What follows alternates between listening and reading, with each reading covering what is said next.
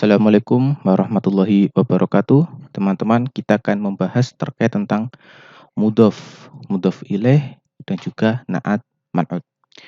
Ketika kita membaca sebuah teks Arab, lalu kita menemukan isim bertemu dengan isim, ya, itu biasanya yang rancu adalah apakah kita tetapkan sebagai susunan mudhof dan mudhof ilaih atau susunan na'at dan man'ut. Ini perlu untuk kita clearkan terlebih dahulu. Kenapa? Karena akan mempengaruhi harokat apa yang akan kita berikan. Coba kita perhatikan dua hal ini. Yang pertama adalah al-mahmudatu al-akhlaki. Yang kedua al-akhlaku al-mahmudatu. Di sini kita menggunakan kata yang sama. Al-mahmudah, ini juga al-mahmudah. Al-akhlak, ini juga al-akhlak. Hanya saja kita balik posisinya. Kalau yang pertama, lihat al-mahmudatu ini dhammah, al-akhlaqu ini juga dhammah. Taib. Yang berikutnya al-akhlaqi ini kasrah, lalu al-mahmudatu ini dhammah. Berarti ada perbedaan di sini. Ya. Yang ingin saya sampaikan adalah yang pertama ini ada isim bertemu dengan isim. Yang kedua, isim yang kedua ini berharokat kasrah, dia jar. Kenapa? Karena ini adalah susunan mudhof dan mudhof ilaih. Sedangkan yang kedua, al-akhlaqu al-mahmudatu ini dhammah. Kenapa? Karena ini adalah susunan na'at man'ut. Nah, biasanya ketika isim bertemu dengan isim seperti ini, yang rancu adalah seperti itu. Apakah ini susunan mudhof dan mudhof ilaih atau susunan na'at man'ut? Taib, saya ingin memberikan sebuah garis, sebuah pembeda kapan kita tentukan sebagai mudhof dan mudhof ilaih, kapan kita tentukan sebagai na'at man'ut. Maka yang menjadi perbedaan dari keduanya adalah di isim yang kedua. Coba lihat, ini isim pertama, al-mahmudah. Ini isim yang kedua, al-akhlak. Ya, ini isim yang pertama, al-akhlak. Lalu ini isim yang kedua atau isim yang berikutnya, yaitu al-mahmudah. Kalau isim yang berikutnya itu ternyata bukan isim sifat, maka kita tentukan sebagai ini, mudhof dan mudhof ilaih. Konsekuensinya apa? Konsekuensinya ia jar. Makanya ini al-akhlaki. Berbeda dengan yang kedua. Yang kedua ini, isim yang berikutnya itu adalah isim sifat. Al-mahmudah. Al-mahmudah ini termasuk isim sifat. Isim sifat yang mana? Isim maf'ul. Karena dia isim sifat, maka kita tentukan sebagai na'at man'ut. Ya, dan konsekuensi dari na'at man'ut adalah harokatnya menyesuaikan dengan man'utnya. Ini namanya na'at, ini namanya man'ut. Na'at itu artinya sifat, man'ut itu yang disifati.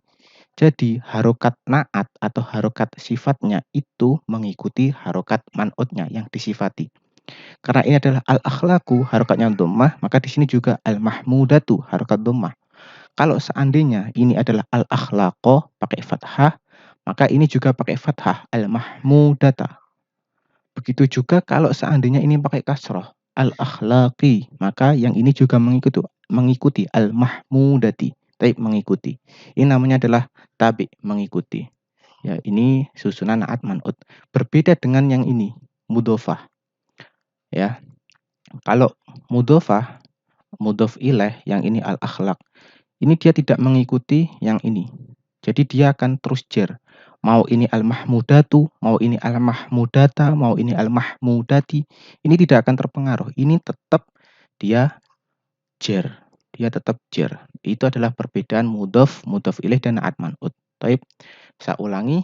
Yang menjadi pembatas, yang menjadi garis, yang membatasi apakah kita tentukan sebagai mudhof dan mudhof ilaih adalah yang berikutnya, isim yang berikutnya. Kalau isim berikutnya ia adalah isim sifat, maka kita tentukan sebagai na'at man'ut.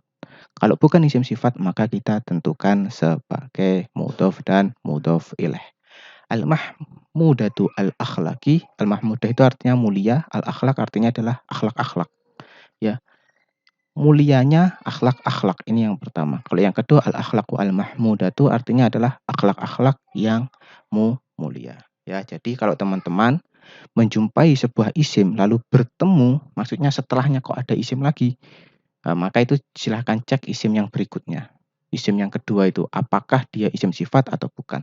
Kalau ia isim sifat, maka kita patut curiga, wah jangan-jangan ini adalah naat, jangan-jangan ini adalah sifatnya.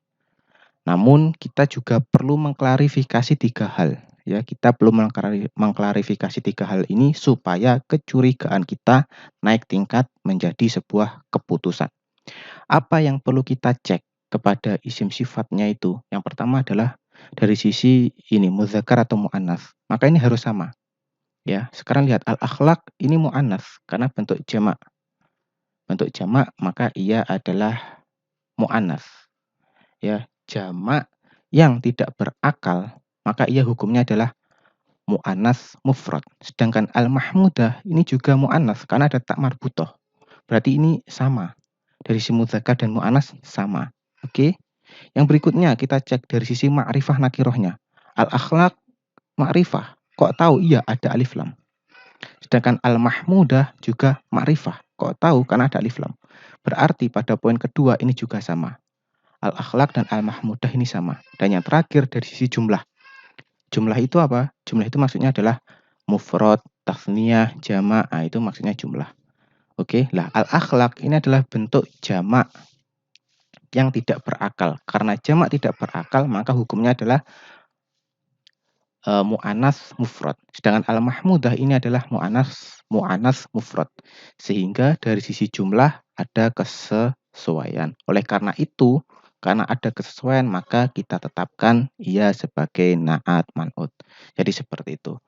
Ya, makanya di sini dibaca al-mahmudatu, bukan al-mahmudata ataupun al-mahmudati. Seperti itu teman-teman. Oke, sekarang bagaimana dengan ini? Al-baitu kabirun. Kita lihat di sini isim, al-baitu isim. Lalu berjumpa isim lagi, kabir. Nah, sekarang adalah kita tentukan apa ini? Yang kedua ini. Sedangkan kita tahu kabir ini termasuk isim sifat. Sebagaimana yang telah kita pelajari, kalau kita bertemu isim, lalu ada isim lagi dan ia isim sifat, maka kita patut curiga ia adalah naat dan susunannya naat man'ut. Namun sebelum kecurigaan kita naik tingkat menjadi sebuah keputusan, maka kita perlu mengklarifikasi 3 hal ini. Sekarang coba kita klarifikasi. Al-baitu muzakkar apa muannats? Muzakkar. Baik. Lalu kabir, muzakkar apa muannats? Muzakkar. Berarti pada poin pertama ini sama. Ada kesamaan. Al-baitu kabir sama-sama muzakkar. Lalu di sini jumlah. Dari sisi jumlah. Al-baitu adalah mufrad. Sedangkan kabir juga mufrad. Berarti dari sisi jumlah al-baitu kabir ini sama. Ya. Nah, sedangkan yang kedua, al-baitu ini ma'rifah, sedangkan kabir ini nakiroh. Berarti tidak ada kesamaan di sini. Lihat, ini ada alif lam, ada alnya, sehingga ini ma'rifah. Yang kabir nggak ada. Berarti ia nakiroh. Berarti karena ada salah satu hal ini yang tidak sama, maka tidak kita tetapkan sebagai naat man'ut. Lantas apa? Al-baitu kabirun ini adalah mubtada khobar. Al-baitu mubtada, kabir adalah khobar. Jadi seperti itu ya. Nah, oleh karena itu, makanya kenapa ketika kita menemukan isim sifat, itu belum tentu ia naat man'ut. Ia juga bisa sebagai mubtada khobar, maka perlu kita klarifikasi. Tapi kalau yang ini tadi, isim lalu bertemu isim lagi, sedangkan isim yang kedua ini atau isim yang berikutnya ternyata bukan isim sifat, maka kita tentukan sebagai mudhof dan mudhof ilaih. Seperti itu teman-teman. Oke, nah kemarin ya ada dalam contoh seperti ini, rojulun karimun indana, ya kan? Oke, sekarang coba untuk kita analisis terlebih dahulu. Ya. Oh iya, tadi saya sering menyebutkan terkait tentang isim sifat. Nanti akan kami sampaikan isim sifat itu apa saja. Tapi sebelum itu saya ingin menjelaskan ini terlebih dahulu. Di sini ada rojulun karimun indana. Rojulun ini isim. Betul, isim apa fi'il? Isim, rojulun. Yang berikutnya karimun ini isim apa fi'il? Isim. Nah, seperti yang telah kita sampaikan, kalau isim kok bertemu isim lagi, nah, maka kita cek ini apakah mudhof ilaih, naat man'ut ya atau ternyata mubtada khobar. Nah, ternyata isim yang kedua atau isim berikutnya ini ternyata ini adalah isim sifat. Ternyata isim sifat. Kalau isim sifat, maka kita curigai kalau ini adalah naat man'ut. Kita curigai kalau karim ini adalah naat, sedangkan rojul ini adalah man'utnya. Ini sifatnya, ini yang disifati. Rojulun karimun, seorang lelaki yang mulia. Nah, sebelum kecurigaan kita naik tingkat, kita perlu klarifikasi. Kita perlu klarifikasi di sini. Ada nggak kesamaannya? Oke, sekarang kita cek. Rojulun, ini mudzakkar apa mu'annas? Mudzakkar. Karimun, mudzakkar apa mu'annas? Mudzakkar. Oke, berarti sudah ada kesamaan. Sekarang yang kedua, rojulun, ma'rifah nakiroh, nakiroh. Oke, karimun, ma'rifah apa nakiroh? Nakiroh. Berarti sudah ada kesesuaian. Tapi sama-sama nakirohnya. Dan yang terakhir, rojulun karimun, rojulun ini adalah mufrad, sedangkan karimun juga mufrad. Berarti dari sisi jumlah ini sama. Sehingga rojulun karimun bisa kita tetapkan, bisa kita putuskan kalau ini susunan naat man'ut. Oleh karena itu, kenapa kok ini dibaca karimun, bukan dibaca kariman ataupun karimin? Karena ini adalah sifat yang mensifati man'utnya. Sekali lagi, harokat naat itu mengikuti man'utnya. Kalau seandainya rojul ini adalah rojulan, maka ini nanti dibaca kariman. Kalau seandainya rojul ini adalah rojulin, kita baca karimin. Ya, sehingga ini mengikuti yang ini. Ya, namanya tabi, mengikuti. Karena ini rojulun, maka kita ikuti dia menjadi karimun. Seperti itu. Dan yang terakhir ini, indana, ini adalah syibhul jumlah. Ya. Jadi ini adalah man'ut, ini adalah na'at. Nah, na'at man'ut ini namanya adalah mubtada. Sedangkan indana ini adalah khobar. Khobar apa? Khobar syibhul jumlah. Nah, kurang lebih seperti itu teman-teman. Ya, gambaran umumnya seperti itu. Semoga bisa dipahami ya. Sekali lagi saya ingin sedikit mengulangi. Kalau mudhof dan mudhof ilaih itu jar, sehingga dia tidak terpengaruh harokat sebelumnya. Kayak ini al-mahmudatu, dia dhammah, tapi ini tidak terpengaruh. Dia tetap kasroh saja. Ya, itu mudhof dan mudhof ilaih. Berbeda dengan naat man'ut. Kalau naat man'ut, harokat naat benar-benar mengikuti harokat man'utnya. Sifat mengikuti harokat yang disifati. Kalau ini, al-baitu kabirun. Kenapa kok kita kabirun? Kalau kabirun alasannya bukan karena ia mengikuti al-baitu, bukan. Tetapi kabirun ini lebih disebabkan karena khobar. Ya, karena khobar. Karena khobar itu dia berharokat domah atau dia itu berhukum rofa. Ya, kalau khobar dia berhukum rofa dan tanda rofa isim mufrad itu adalah domah. Sehingga kita baca menjadi kabirun. Jadi alasan kenapa kabir ini kita baca kabirun itu bukan karena mengikuti al-bait, bukan. Tetapi karena dia kedudukannya khobar. Sehingga kita baca kabirun seperti itu, ya. Itu perbedaannya, perbedaan mudhof ilaih, naat man'ut dan mubtada khobar. Baik. Oke. Untuk yang ini sudah selesai ya, insya Allah clear. Nanti kalau ada yang bingung bisa ditanyakan. Oke, seperti janji saya, kita akan membahas terkait tentang isim sifat. Karena kita akan kesulitan menentukan apakah ini naat man'ut, apakah mudhof ilaih kalau kita nggak paham, kalau kita nggak hafal terkait tentang isim sifat. Isim sifat itu jumlahnya ada 9. Yang pertama isim fa'il, ya, itu yang pertama. Yang kedua adalah isim maf'ul. Ingat teman-teman, isim fa'il dengan fa'il itu berbeda. Kalau isim fa'il maksudnya adalah isim yang mengikuti wazan fa'il. Sedangkan kalau fa'il itu adalah kedudukan. Jadi beda, isim fa'il dengan fa'il beda. Kalau fa'il itu adalah kedudukan i'rab, kalau isim fa'il itu adalah isim yang mengikuti wazan fa'il. Contoh, zahaba. Itu kan fi'ilnya ya. Sedangkan isim fa'ilnya apa? Zahib. Seperti itu.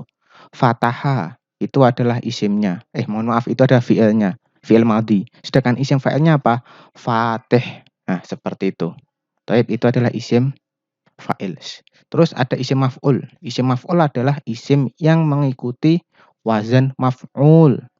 Ya, yang mengikuti wazan maf'ul. Misal contoh masykur, maftuh, ya.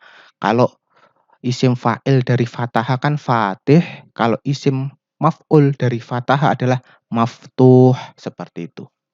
Ya, isim fa'il, isim maf'ul ini tergolong isim sifat. Yang berikutnya, sifat musyabahah bismil fa'il, ya. Contoh kayak tawil, qalil, nah itu adalah sifat musyabahah bisim fa'il. Terus yang berikutnya isim mansub, lalu ada isim tafdil, Ini insya Allah akan kita rinci, akan kita pelajari rinci di pertemuan berikutnya. Tapi yang jelas kita supaya paham dulu lah isim sifat itu apa saja. Setelah isim tafdil ada sighah mubalaghah. Setelah sighah mubalaghah ada isim adat, ini terkait tentang bilangan. Lalu ada isim mausul dan yang terakhir isim isyarah. Jumlahnya ada 9. 1, 2, 3, 4, 5, 6, 7, 8, 9. Nah, kesembilannya ini adalah isim sifat. Baik, ini perlu untuk kita hafal dan perlu untuk kita fahami. Jadi seperti teman-teman, insya Allah akan kita bahas secara rinci di pertemuan berikutnya. Baik, semoga bermanfaat. Sekian dari saya. Assalamualaikum warahmatullahi wabarakatuh.